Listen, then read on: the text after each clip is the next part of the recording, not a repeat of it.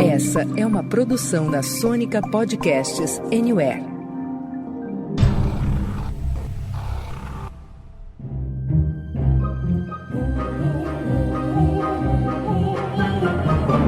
Senta, que lá vem spoiler. Era uma vez mais um episódio do Senta que lá vem spoiler, meus queridos. A sua dose semanal de spoiler de filmes, séries, documentários e indústria do entreter. Todas as semanas estamos por aqui com uma análise crítica cheia de amor, ou não, das coisas mais legais que são lançadas nos cinemas e também no serviço de streaming. Eu sou o Renato Sansão, e aí, tudo bem? E hoje o papo é sobre um filme que acaba de chegar ao cinema sem absolutamente nenhum tipo de divulgação, o que é uma pena, né? Afinal de contas, temos aqui o mais novo trabalho do talentosíssimo diretor George Miller e ninguém menos que Idris Elba e Tilda Swinton nos papéis principais. Qual é mesmo o título do filme de hoje, meu caro Marcudo? Fala, Sansa, Paulinha, pessoal. Olha, o filme chama Era Uma Vez um Gênio. Pode até parecer que é mais uma sessão da tarde, mas tá longe disso. Depois que eu assisti eu até entendi melhor, mas mesmo assim tá difícil. Pessoal das traduções aí, fala com o Marcudo, gente. Marcudo trabalha com isso, é um exímio tradutor e de repente pode dar uma forcinha pra vocês. Mas que profissional, mas que competência, mas que cuidado, mas que critério. Bom, e para nos acompanhar nessa belíssima fábula, temos também a presença ilustre de uma das maiores fãs de Tilda Swinton nesse podcast, a sempre genial Paula Trevisan. Paulinha, você que tem o gênio bem forte, você prefere esse gênio aqui do Idris ou o do Will Smith lá no remake de Aladdin? Oi pra todo mundo. Olha, eu sou muito fã dos dois, assim. Se for pra ter um gênio na minha casa, eu acho que eu vou de Idris. Mas se for pra dividir a conta bancária, eu acho que eu vou de Will. Então, assim, fica difícil. E, inclusive, porque aqui nesse podcast a gente informa, eu vi essa semana uma notícia que me lembrou Will Smith. Duas. Porque a nossa querida Serena Williams se despediu das quadras do tênis, inevitavelmente eu lembrei dele, por conta de King Richard, que tem um episódio muito bom aqui no nosso Senta que lá vem spoiler. E porque eu vi que o tapa do Oscar virou NFT e criptomoeda. É brincadeira, hein? Ou seja, não para por aí essa história. O mundo não para de nos surpreender, né, Paulinha? Olha só, antes de dar sequência por aqui, nunca é demais lembrar que, assim como o nome já diz, a gente capricha nos spoilers, viu? Mas olha só, como pouquíssima gente teve contato com esse filme, dessa vez a gente vai dar uma boa maneirada e fazer um anúncio bem claro de spoiler mais adiante, fechado? Ô, Norbinha, solta o trailer pra galera, faz favor. Meu nome é Aliteia. Minha história é verdadeira. Sou uma criatura solitária por natureza. Eu não tenho filhos, nem irmãos, nem pais. Eu já tive um marido. Deve ser destino. Quem pode dizer? Mas no grande bazar de Istambul, eu comprei uma lembrança. Gostei dela. Seja qual for, tenho certeza que tem uma história interessante.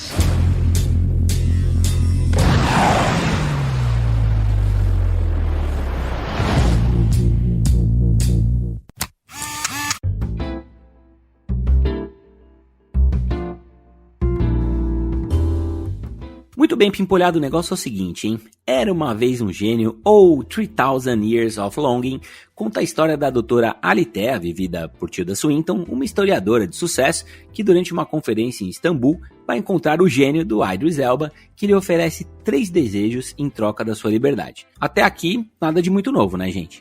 A dinâmica do gênio realmente não é nova, mas a proposta do George Miller, que adaptou essa história a partir de um conto, acho bem interessante, né? Aquilo de imaginar como é uma criatura imortal que passa tanto tempo confinada, né? Também achei, Marcudo. E eu acho que, além disso, a forma como o gênio é trazido para nossa protagonista também é um pouco irreverente. Pela forma como ela se coloca ali como uma mulher solitária, mas que vive de seu intelecto. Eu achei não usual para como a gente está acostumado a lidar com gênios, né? Muito bom. Gente, talvez o grande diferencial mesmo dessa produção é a presença do veteraníssimo George Miller na direção. Pra quem não ligou o nome à pessoa, ele é o responsável por clássicos como os Mad Max dos anos 80, o super premiado Mad Max Estrada da Fúria e As Bruxas de Eastwick, além dos infantis Happy Feet e Baby, o Porquinho Atrapalhado. Tem um diretor versátil, é o George Miller, né? Pena que o que ele tem de versatilidade, ele não tem de produtividade, né? Esse é o primeiro filme dele em 7 anos, depois de Mad Max Estrada da Fúria, que pra mim foi um filme catártico, de dar vontade de aplaudir no cinema. E o bom é que ele tá gravando a sequência, né? Que é uma prequel furiosa, que vai ter a Anya Taylor-Joy no papel, que foi da Charlize Theron, e tá previsto para 2024. Eu também acho essa versatilidade dele maravilhosa, e eu fiquei pensando, né, quando eu assisti esse filme, como é impressionante a qualidade de um bom diretor que vai adaptar a sua direção à história que tem que ser contada. A gente viu recentemente que nem sempre a premissa é verdadeira. A gente tem excelentes diretores que performam muito bem em determinados gêneros e não também quando saem da casinha. Por exemplo, eu não queria aqui despertar a fúria do Marcudo, mas no Doutor Estranho 2, no Multiverso da Loucura, eu pessoalmente não achei um bom trabalho do Sam Raimi, ou pelo menos não com a capacidade que ele já havia mostrado. Então, eu acho que essa versatilidade tem sim que ser exaltada. Muito bom. Olha, antes da gente mergulhar de cabeça aqui na resenha sobre o filme, vamos dar a nossa tradicional passadinha para ver que público e crítica tem achado dessa produção. Manda aí pra gente, Paulinha. Olha, Sansa, você mencionou aí a baixa divulgação que esse filme vem tendo, mas o orçamento foi bem ok. Foram gastos 60 milhões de dólares nessa produção, que arrecadou apenas 6 milhões na sua estreia doméstica nos Estados Unidos e Canadá. Indo aqui para as notinhas dos agregadores, a gente vê que lá no IMDb o filme conta com quase 5 mil avaliações e uma nota média de 6.9. No Metacritic, o Metascore aponta 61 de 100. Já no Letterboxd, o filme tem 3.4 de 5 e no nosso Rotten Tomatoes conta com aprovação de 71% da crítica e 73% do público. Mas chegou a hora de falar do que realmente importa aqui nessa bagaça, que é a opinião do Senta que lá vem spoiler. Marcudo, o Brasil quer saber. Quais foram as suas primeiras impressões sobre Era Uma Vez um Gênio? Conta aqui pra gente. Eu acho que Era Uma Vez um Gênio é um filme curioso, né? Primeiro que eu fiquei inconformado mesmo quando eu vi o título em português, que pra mim remete a essas comédias pastelão, toscas, e o filme não é nada disso, né? O título em inglês, que o Sansa falou, é 3,000 Years of Longing, que seria mais ou menos 3.000 anos de anseios. Isso tem muito mais a ver com a proposta, né? O filme fala sobre espera, sobre solidão, sobre a descoberta do amor, inclusive numa idade avançada, que é um negócio que o Hollywood costuma fugir. E tem toda uma curiosidade sobre os seres humanos por trás também. Depois de assistir o filme, eu entendi um pouco melhor o título. Eu continuo não gostando, porque também passa a impressão que é um filme infantil. E foi como eu falei, é longe disso, é um filme muito reflexivo. A maior parte dele se passa num único lugar, com duas pessoas conversando. Eu acho que seria até bem cansativo para uma criança. Mas não foi cansativo para mim. Eu entrei bastante naquela história sobre histórias. Dá para dizer que é isso, uma história sobre histórias. E muito disso é por causa do George Miller, né? Que ele continua dirigindo com muita disposição e criatividade. E o filme, além de tudo, tem várias soluções interessantes para contar a história. Especialmente porque não tem medo de abraçar os elementos fantásticos. O que me segurou no filme também. Mas eles estão muito afiados. Eu não vou dizer que o filme não tem seus problemas. Talvez o principal seja de ritmo. Eu acho que é uma experiência bem interessante. Especialmente na parte visual. Isso eu acho que vale ver no cinema. A gente fica até chateado, né, quando bons filmes, né, não contam com uma boa divulgação, né, seja no pôster, seja convidando influenciadores e pessoas que frequentam bastante aí o circuito para ver antes e fazer uma avaliação, seja girando, né, seus principais atores e atrizes para dar entrevista aí nos países e para promover, né, o seu filme. O George Miller, cara, ele é um grande diretor, ele é um dos melhores diretores com mais de 70 anos aí que estão atuando, é muito bacana ver ele trabalhando, e o Marcudo falou bem, é uma pena ele não ser mais prolífico, né, não trazer mais coisas, e a gente tem que esperar 6, 7, 8 anos para ter um trabalho novo do cara. Ele é um excelente diretor de ação, né, de movimento, tanto é que o cara fez 4 filmes aí de Mad Max, né, e é muito interessante a gente ter um filme com tantos flashbacks tão bem feitos, tão bem construídos, né, a gente às vezes tá assistindo um filminho na Netflix ali, de boa, finalzinho de sexta-feira, final de semana e tal, e na hora de colocar o flashback é uma tristeza, né, gente, acabou o orçamento, é um negócio horroroso, você fala assim, meu Deus, por que não deram outro jeito, não trouxeram outra solução, e aqui é o contrário, né, todos os flashbacks são muito bem feitos, são muito interessantes. Essa história de amor completamente improvável me lembrou um pouco, não sei se lembrou vocês, Cidade dos Anjos, né, lá com Nicolas Cage e a Meg Ryan, que ao invés de você ter um anjo aqui, você tem um gênio, né, que também concede desejos e tem poderes sobrenaturais, enfim, e que eu achei que caiu muito bem com o Idris Elba, né? Muito legal também a gente ver um gênio que não vai pro lado da comédia como a gente tá super acostumado a ver em desenho, em filme aí do Aladdin, mas um gênio angustiado, né? Um gênio só. E essa parte da solidão, ela acontece também com a personagem da Tilda Swinton, né? A gente vê desde o começo do filme, quando ela tá lá no Congresso, o quanto ela se sente sozinha. O fato que o Marcudo reforçou aqui dela ter mais de 50 anos também como uma mulher solitária, que em determinado momento uma criança fala mamãe atrás, e ela escuta e não é com ela, né? Ela que não tem marido, não tem mais pai e mãe, não tem irmãos, é completamente solitária, né? E ela não quer nada, né? E isso é uma parte curiosa do filme, quando ela tem 3 desejos à sua disposição, ela não quer nada com aqueles desejos, porque ela não quer mudar o que ela não quer mudar a própria história, ela não tem aquele sonho de princesa, né, que é tão mostrado pra gente há tantos anos, né. Então eu achei que o filme vai por direções bem diferentes do que eu imaginava, me pegou de surpresa em alguns momentos. Tem um probleminho de ritmo, concordo com o Marcudo, acho também que umas 3, 4 vezes ele poderia ter terminado e seguiu mais um pouco, e acabou ficando ligeiramente cansativo, mas é um filme que, cara, eu vou lembrar mais pra frente com muito carinho, tá bem longe de ser esquecível, viu? Olha, eu vou numa linha bem próxima da de vocês e gostaria de acrescentar algumas coisas. Você trouxe a questão dos desejos. Eu achei esse filme muito reflexivo, até com algumas questões filosóficas e existenciais, se a gente quiser se aprofundar aí. Mas a questão dos desejos, especificamente, pra mim foi até mais fundo, Sansa. Acho que tem esse elemento que você falou de tirar do sonho de princesa, mas ela fala, né? Ela, como uma professora de literatura e historiadora, ela fala, eu sei de antemão que desejo traz problema. Eu não vou ser uma tola que vai fazer os desejos, porque os desejos eles vão vir para te morder no futuro. E eu acho que entra aí uma questão de reflexão mesmo, de o quanto a castração social de todos nós está aí colocada, o quanto você sabe sobre você, que desejos você pediria, quais são os desdobramentos desse desejo. Eu achei isso muito interessante, mas acho que está longe de ser a questão central do filme. Eu gosto do ritmo do filme, eu acho ele um pouco mais contemplativo do que a gente está acostumado a ver recentemente. Eu não concordo com vocês nesse ponto. Acho que tem uma quebra só no momento. Eu acho que o romance deles é travado de uma forma um pouco brusca. Eu acho que ele vem ali no enredo, conta a história e de repente, a hora que ela faz o primeiro desejo, aquilo eu acho que é um pouco... Eu não tinha sentido tanto envolvimento ali amoroso. Eu acho que eles estavam mais como uma parceria. Talvez essa seja a minha única crítica nesse momento. Eu gostei muito das histórias que foram contadas. Eu sinto um pouco de falta desse lado místico sendo contado de uma forma séria, como vocês colocaram aqui, menos caricato ou menos infantil. E eu acho que eles trouxeram um pouco desse universo. E não podia deixar de falar que a Amito Lagoon, que interpreta a Rainha de Sheba, me deixou de queixo caído no cinema. Gente do céu, que mulher bonita. Assim, eu não podia deixar de falar, porque eu fiquei cutucando o Léo no cinema, gente. Léo, meu namorado, eu fiquei cutucando e falei, nossa, que mulher, ele tá... Eu cutuquei ele umas 3 vezes. Enfim, achei que é um filme belíssimo. Acho que tem cenas muito bonitas e muita coisa pra pensar. Eu acho que eu vou ficar digerindo ele aí um tempo. Ô, Paulinha, você mencionou aí o lance do envolvimento amoroso, mas é interessante a gente lembrar, né, que...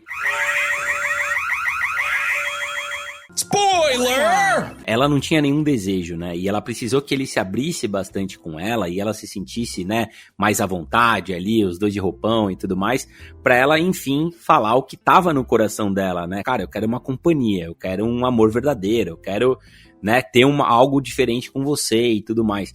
E é claro que isso não existe da parte dele, né? Não é algo recíproco. Né, eu mencionei aqui Cidade dos Anjos, onde existe a reciprocidade, mas aqui até o passar do filme vai nos mostrando isso, né? Não é um amor que nasceu verdadeiro, né? Ela de certa forma tá aprisionando ele a partir do momento que ela faz esse desejo, você não acha? Acho, mas eu acho que é justamente sobre isso que você falou. É muito sobre a jornada dela. O gênio, ele aparece ali como uma alegoria para a jornada dela, né? Ela começa como você falou, né? Uma órfã que não tem família, e para poder desenhar afetos na imaginação, justamente por ser muito sozinha, ela cria um amigo imaginário ali. Depois ela casa, mais pra frente, aí ela destrói, né? Na época da puberdade ela queima aquilo, indicando justamente a quebra brusca. Daí mais pra frente ela se casa e começa, ela até coloca, no começo era como as histórias de amor mesmo, a gente era muito feliz. E aquilo vai esmorecendo, vai desaparecendo, e até que ela é traída. E a partir disso, ela passa a considerar que a vida dela sozinha é muito mais plena, porque ela ocupa todos os espaços disponíveis. Ela fala isso, né? É que a partir do momento que a história de amor que ela tá vendo com o gênio, como você falou, ela não é perfeita, ela tem problemas, ele vai aparecer de vez em quando, ela inclusive tem que mandar ele embora para que ele não sofra, enfim, em vários momentos, ela entende que histórias de amor são perfeitas em suas imperfeições, com elementos de fantasia ou não. E eu acho que isso é muito bonito. A Paulinha falou que ela achou muito brusco, né, a paixão entre os dois. Eu já acho que não, acho que o ritmo mais lento realmente é para construir esse amor. As histórias do gênero são todas sobre amor, né? Aproveitando aqui o gancho da fala da Paulinha, é interessante a gente ver, né, que a Aletheia, ela é uma historiadora especializada em mitologia, né, e tem toda aquela a apresentação no PowerPoint ali no fundo, quando a gente vê os seres mitológicos indo até os heróis da Marvel, né, e tudo mais, do qual ela faz parte em Doutor Estranho, né, e eu queria saber, cara, no final, né, até porque ela está escrevendo o livro Era Uma Vez um Gênio, você acha que o que aconteceu foi real? Ou só parte da imaginação da Aletheia, cara? Qual que você acha que foi a ideia que o George Miller tentou passar aqui nesse filme bastante inusitado? Eu acho curioso pensar se realmente tudo aquilo aconteceu. Eu acho que tem elementos que levam a gente a crer que sim, que nem a sintonia dela com o gênio. Ela até passa a captar as ondas eletromagnéticas, que nem ele. Ela apresenta ele para as vizinhas, né? Tem um elemento importante que é o nome da personagem, que é a Aletheia, que é o nome da deusa da verdade. Por outro lado, a gente tem que lembrar que o filme começa com uma narração dela dizendo que é um conto de fadas. E também no começo ela é tocada por aquela criatura imaginária no aeroporto. Depois ela vê aquele rei fantasma na plateia em Istambul. E ela até revela para o colega que ela estava tendo episódios, que ela estava vendo as criações dela. Tem aquilo do caderno que a Paulinha comentou, né? Que ela conta da história da infância, que ela deu vida pro Enzo, aquele amigo imaginário. E é legal como o George Miller representa ele como um desenho sobre a realidade, depois ele se torna real, entre aspas. Só que aquele livro ela queimou e ele desapareceu. O livro do gênio continua com ela, a gente vê no final. O que pode indicar que de fato é ela imaginando a presença dele. Só que no fundo eu acho que isso não é o mais importante, né? O fato é que a Aletheia, que já era feliz, ela disse que ela era feliz, apesar de ela estar sempre inquieta, sempre batendo o pé, ela encontrou um amor. Pode ser invisível para o mundo, mas é real para ela. E isso é representado no final, quando ela está vestida de vermelho, que é a cor do gênio, né? A gente vê nas palmas das mãos dele, no sobretudo que ele usa em Londres, na luz sobre a qual ele dormiu pela primeira vez. E o vermelho é a cor do amor, né? Por isso que eu acho que é disso que o filme trata. É um filme não de amor, mas sobre amor, sobre autoaceitação. E que também tenta pensar um pouco sobre como a humanidade se encontra nesse ponto que está hoje, inclusive colocando a pandemia mais pro final. Fala bonita, Marcudo. Gostei muito do que você disse. E acho que eu concordo em gênero, número e grau, assim. Hoje eu tô cheia das referências, mas num dos livros do Harry Potter, o Dumbledore fala pro Harry: ué, mas porque tá acontecendo na sua cabeça não é real? Levando a gente pra pensar no que o Marcudo falou. Em teoria, não é real. Mas se tá dentro de você, é real pra você. E tá valendo. Mas pra mim, assim como a traição de Capitu em Dom Casmurro, o ponto é irrelevante. Acho que o diretor sabiamente coloca algumas cenas propositais justamente para poder justificar ambos os lados. É real, não é real. Por exemplo, a cena das vizinhas, quando ela passa a oferecer aquele docinho de pistache, que aliás fiquei com uma super vontade de comer, para as vizinhas, ele vai junto e ela apresenta ele, esse é meu amigo. Mas 2 cenas antes, elas já tinham falado que ela tem o costume de falar sozinha. Então entraria ali numa extensão de, estão acostumadas a vê-la dar, entre aspas, aí de uma pessoa que, né, poderia estar falando sobre um ser invisível. Então a gente não tem como saber. Mas, como bem disse o Marcudo, é um filme sobre amor, é um filme sobre aceitar o amor e é um filme, sobretudo, a arte de contar histórias de amor, né, gente? Faltava contar histórias de amor com esses elementos lindos do Oriente, em lugares maravilhosos, ao longo do tempo, e como as paixões, elas ultrapassam as barreiras, enfim. Para mim, se é real ou não, é irrelevante. Muito bom, minha gente. Vamos falar um pouquinho de George Miller por aqui? O cara foi 4 vezes nomeado ao Oscar e sua única vitória foi, sabe qual, Marcudo? Qual? A animação Happy Feet lá de 2006, aquela do pinguinzinho dançarino. No auge dos seus 77 anos, cara, ele continua fazendo filmes com bastante energia e tá inclusive cheio de projetos pela frente. Só de Mad Max vem aí mais 2. Queridos, pegando essa filmografia que passa por Baby, O Porquinho Atrapalhado, Happy Feet, As Bruxas de Eastwick, O Óleo de Lorenzo e toda a franquia Mad Max, vocês colocam Era Uma Vez um Gênio na prateleira de cima, do meio ou de baixo do diretor? Ele tem poucos filmes, mas é uma coleção bem variada mesmo. E acho que em quase todos tem essa coisa de tentar entender o ser humano. Eu lembro um pouco de O Óleo de Lorenzo, que eu vi com a minha mãe quando eu era bem pequeno. É uma história bonita sobre perseverança, né? Mad Max é uma história sobre como a humanidade se destruiu, o que veio depois.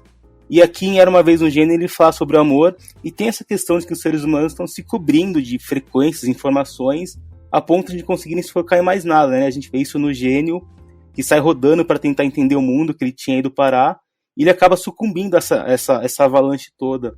É interessante como o George Miller vai colocando isso em tela, né? A gente vê principalmente no começo umas transições de cenas bem inventivas, que nem o suspiro da Litéia no hotel virando a plateia do evento, ou tem um burburinho que vira um instrumento de som em outro lugar. A câmera dele também é legal quando fica tremendo para acompanhar o rosto dela depois que ela tá abalada, depois que ela desmaiou, ou quando mostra por cima como ela é diferente das outras pessoas, que ela tá caminhando com uma roupa clara e tudo ao redor dela é escuro. Ou quando ele mostra ela por baixo, com o céu livre em cima dela, representando aquela imensidão de possibilidades que ela imagina, até para trabalhar com narrativas, né? Eu acho legal a representação gigante do gênio, quando a Litéia tira ele da garrafa. A gente demora um pouco até conseguir ver aquela criatura inteira, para ter uma coisa mais misteriosa, assim. Mas eu acho que falta um pouco de coesão, acho que muitos elementos acabam sumindo, que nem as transições. Outros parecem meio sem lógica, que nem os gráficos em tela para pontuar episódios, para dar algumas informações. Não é nada que prejudique a experiência final, mas acaba colocando o filme mais pra prateleira do meio do George Miller. Ah, cara, a gente vê tantos diretores fazendo filme ano sim, ano também, né, velho? E filmes bem mais ou menos, né, que passa batido. E o George Miller, né, podia fazer muito mais filmes, né? Essa coisa de misturar o mundo de hoje, né, contemporâneo, com alguns problemas que ele tem, com a fantasia, eu acho muito gostoso de ver, velho.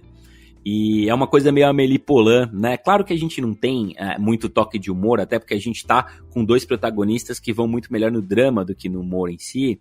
Mas eu gostaria de ver muito mais disso, sabe? Eu gostaria de ver um George Miller produzindo mais coisas do tipo, até utilizando esse talento cinematográfico que ele tem e se reforçou aqui, viu, Marcudo? Agora, quando a gente pega a filmografia dele no geral, ela tem o ápice dela no Mad Max Estrada da Fúria, né, cara? Como é difícil fazer um filme de ação competente como esse, e eu mando um grande abraço pro nosso Rodrigo Cunha, que é um fanzaço de Top Gun, né? E toda semana tá trazendo aí updates, né, da bilheteria de Top Gun, que Top Gun é do grandíssimo caralho e tal. Mas o grande filme de ação da última década, talvez mais do que isso, é Mad Max Estrada da Fúria, cara. É um filme que eu vi pelo menos umas 4, 5 vezes, no cinema 2, e até agora é um filme que me arrebata, né? Porque tem pouco CGI, por alguns outros motivos também. Prateleira do meio, pra Era Uma Vez um Gênio, mesmo com essa tradição bastante ruim, que mostra que o George Miller já fez melhor, mas ele também já teve coisas não tão interessantes assim. Meus queridos, olha, os ouvintes aqui do Senta Que Lá Vem Spoiler adoram uma listinha, né?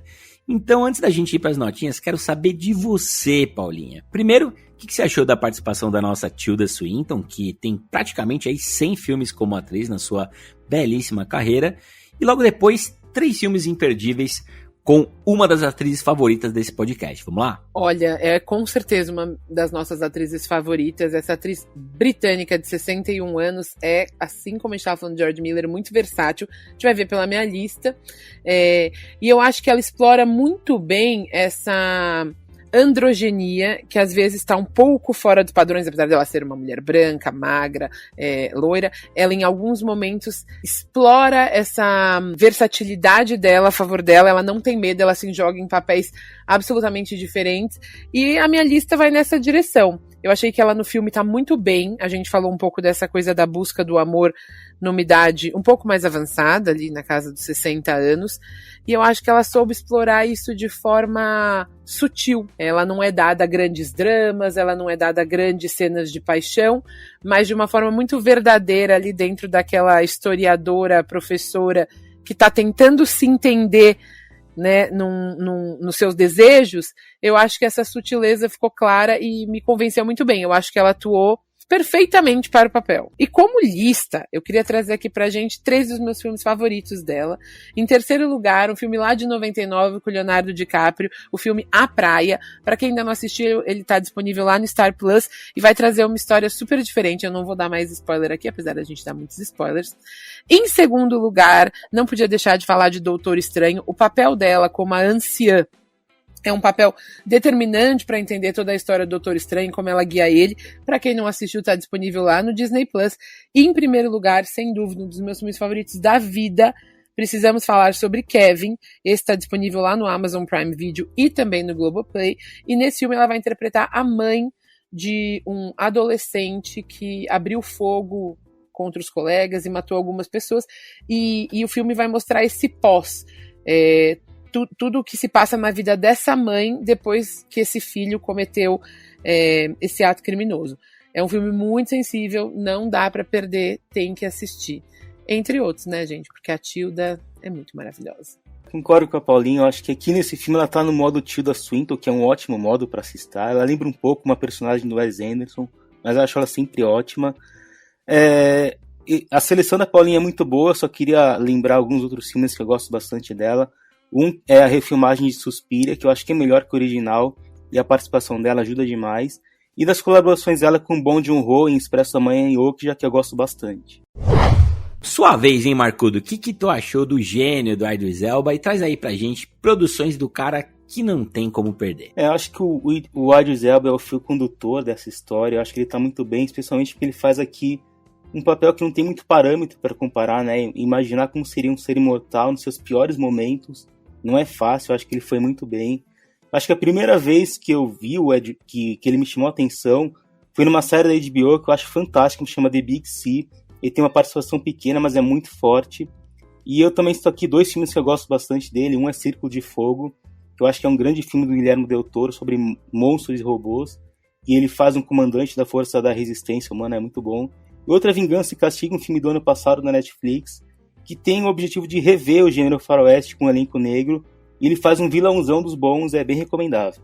Olha, eu tô com o Marcudo, eu acho que ele é um ator que performa muito bem, eu acho que ele vem crescendo bastante, mas eu queria trazer aqui um filme que a gente gravou episódio lá na Netflix, um filme que foi muito pouco divulgado, que é o Alma de Cowboy, em que eles falam ali do extermínio total dos antigos estábulos na Filadélfia, e na verdade é uma história de fundo sobre nós como seres humanos e as nossas carências também, é muito bonito. E cowboys negros, né, Paulinha? A gente falou tanto aí no Não Olhe, né, no Nope do Jordan Peele, desse resgate do cowboy negro, e o Alma de Cowboy fala muito disso, é muito bonito, belíssima lembrança sua. Eu queria agregar aqui no bloquinho Idris Elba o Beasts of No Nation, que felizmente não teve tradução aqui para o português, viu, Marcudo? Mas que tem excelentes notas em todos os agregadores, é um dos melhores filmes de toda a história da Netflix, e é uma vergonha, viu? É uma vergonha aí o pessoal do Oscar, que sequer indicou o Idris Elba pelo papel maravilhoso que ele está fazendo como um líder revolucionário. Olha, uma baita atuação numa direção primorosa do nosso Cary Joji Fukunaga. Muito bom, Pimpolhada. Vamos de notinhas aqui? Quero saber, hein, de 0 a 100, quantas poltronas amarelas vocês dão aqui para Era Uma Vez um Gênio, que tá esperando todo mundo na sala de cinema. Conta aí, Marcudo. Ele tem seus probleminhas, mas acho que é uma história bonita e bem filmada, que vale a pena assistir. Eu vou dar 74 poltronas amarelas. Olha, porque eu sempre gostei de ouvir história, de contar história, e porque eu gosto dos elementos de fantasia e maravilhoso, eu vou dar 80 poltronas amarelas. Puta, gente, eu fiquei emocionado, velho. Filme que me emociona é um problema sério, que me faz rir, que me emociona. Aqui não teve muitos motivos pra rir, mas pra se emocionar teve de sobra. Como a Paulinha bem colocou, é um filme pra se digerir, né? Eu vi há poucas horas numa sala de cinema, vi dublado, e eu tenho uma teoria, né? Filme que a gente assiste dublado, que ainda assim continua bom, merece uma boa nota, eu vou deixar ele aqui com 82 poltronas amarelas. Muito bem, fazendo as continhas aqui na nossa calculadora, chegamos à média de 78,6. Como nesse podcast não tem poltrona sem braço, 79 poltronas amarelas para Era Uma Vez um Gênio. É isso aí, minha gente. Nós vamos ficando por aqui, sempre lembrando que todas semanas tem episódio fresquinho do Senta Que Lá Vem Spoiler pra você escutar aí, na sua cama, no sofá, no carro, no busão, passeando com o cachorro, esfregando a sua louça mágica da pia ou zapeando pelo serviço de streaming e salas de cinema em busca da sua próxima aventura. Muito obrigado, viu, seus lindos? Pessoal, muito obrigada. Até a próxima. Abraço. É isso aí, pessoal. Valeu e até a próxima.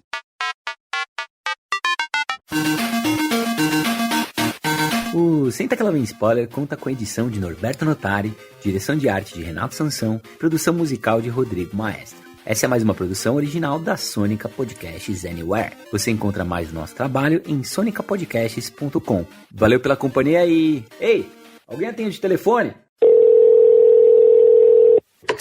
Beijo grande, assistam, sigam as redes do Senta Que Lá Vem Spoiler e aí escreve o que vocês estão achando. Beijão!